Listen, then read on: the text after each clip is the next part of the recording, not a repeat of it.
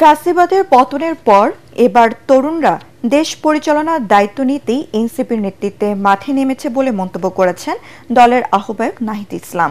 জুলাই পথসভায় অংশ নিয়ে হিসেবে দুপুরে নেত্রকোনায় পথসভায় তিনি কথা বলেন।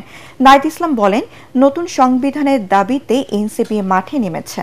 নতুন সংবিধানের জন্য একটা গণপরিষদ নির্বাচন লাগবে, যে গণপরিষদ নির্বাচনের মাধ্যমে সাধারণ মানুষ ও অভ্যন্তরীণ জনতা বাংলাদেশের আগামীর নতুন সংবিধান নির্ধারণ করবে। জনগণকে সাথে নিয়ে গণহত্যাকারী শেখ হাসিনার বিচার ও নতুন সংবিধান বাস্তবায়ন করার ঘোষণা দেন নাহিদ ইসলাম। বিকেলে শেরপুরে পথসভায় অংশ নেন এনসিপি নেতারা। ফ্যাসিস্ট সরকার এবং তার বাহিনীর বিচার করতে হবে।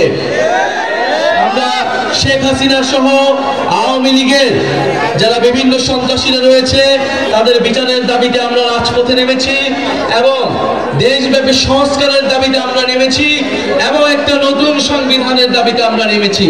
জাতীয় নাগরিক পার্টি গঠিত হয়েছে তরুণদেরকে ক্ষমতায়িত করে বাংলাদেশের সকল শ্রেণীর সকল বয়সের মানুষের জন্য একটি সুন্দর বাংলাদেশ উপহার দেওয়ার জন্য। তরুণরা কোনো দাবি নিয়ে রাজপথে নামতে আসেনি, বরং তরুণরা দায়িত্ব গ্রহণ করতে এসেছে।